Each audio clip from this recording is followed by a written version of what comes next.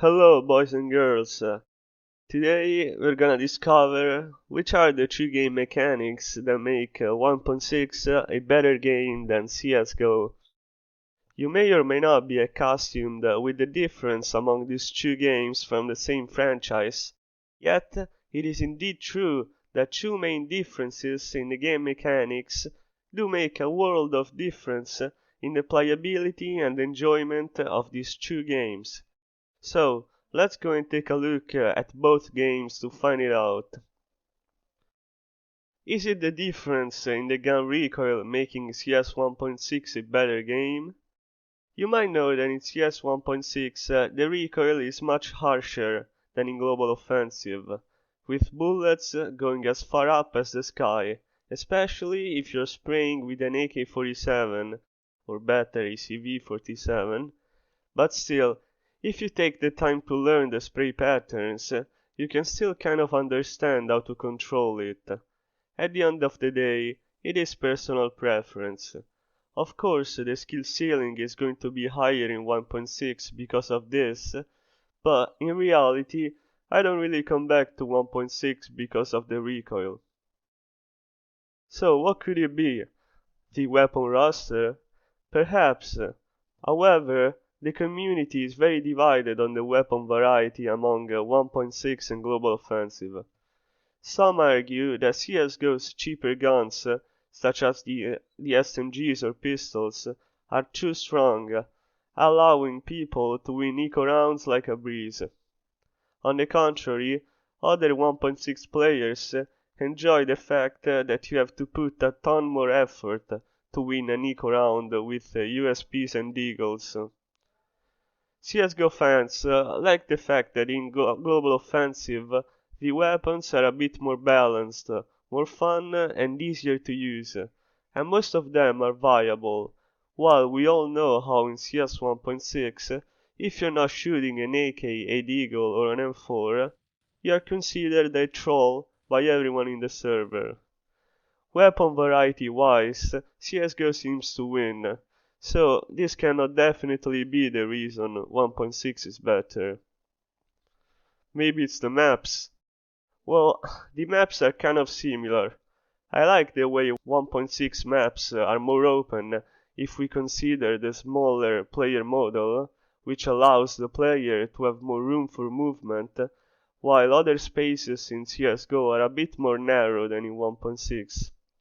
Also in 1.6 there is less junk around the map and the textures are more clear, so it kind of takes the edge in my opinion map-wise, given that visibility is an aspect I highly value in a competitive FPS.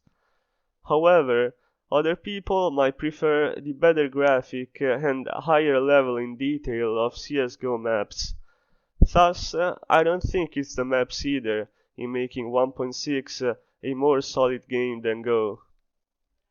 I guess it has come the time to spoiler the answer if you hadn't already guessed.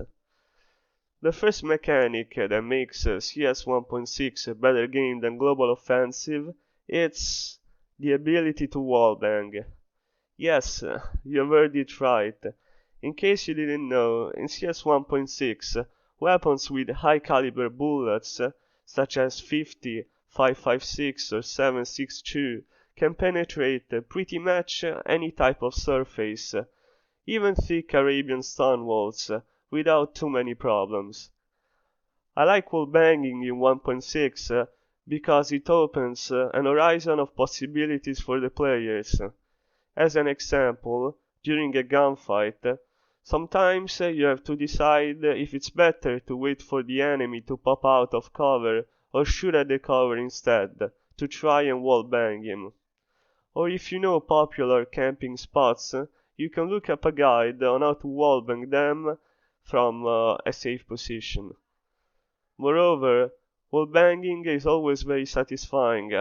There's a reason why the Dorin does chew both in CSS and CSGO, since in 1.6 is barely visible, has been the protagonist of so many frag montages.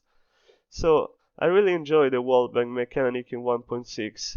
It's anti-camper and adds another layer of decision making to the game.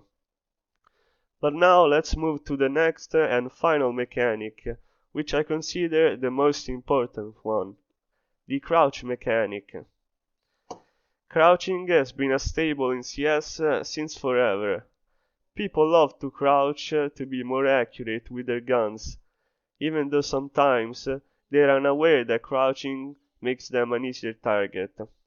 The problem with CSS and CSGO crouching is that crouching really does equal to a full stop in those games. You will in fact lose all the momentum you have, and in CSS it's even worse than CSGO, and this is probably one reason why CSS kind of flopped, with everyone complaining about the game being too firm and stocky. In CS 1.6 instead, thanks to the amazing Gold SRC engine that we all love more than our spouse, crouching feels a lot more jumpy and poppy. It is in fact an half jump, and you can even climb up a ledge without having to jump, so you don't expose yourself or lose accuracy by jumping. Crouching in 1.6 allows for more various peeking options as well, while instead in CSGO you can pretty much only shoulder peek by strafing out of cover and betting everything on your aim. In CS 1.6, on the other hand, the crouch mechanic allows for more varied peeking, such as simple crouch peek, a sort of sliding crouch peek, or a double crouch peek. Maybe these are not the official names, but whatever. Even shoulder peeking feels better in 1.6 because the movement controls are more precise, but this is another story. So, thanks to the crouch mechanic, you can even move more silently than usual while retaining almost all your speed. A mechanic that could be very useful when you're sneaking in a defended bomb site while the clock of the bomb is ticking. This mechanic is called the crouch walking, although its cool name is Russian walking, and some people consider it so overpowered that they ban it from the servers or ban you for doing it. This old school video you're watching not only brings a tear to my eye for how old school it is and looks, it can also teach you how to do it. So, in short, the array of possibilities and the additional decision-making options the wallbang and crouch mechanic in CS 1.6 provide make the classic CS a superior game than Global Offensive, at least mechanically and skill ceiling wise. This is why I seem to come back to 1.6 more often than in Go. So guys, play hard, go pro. For today is everything, and see you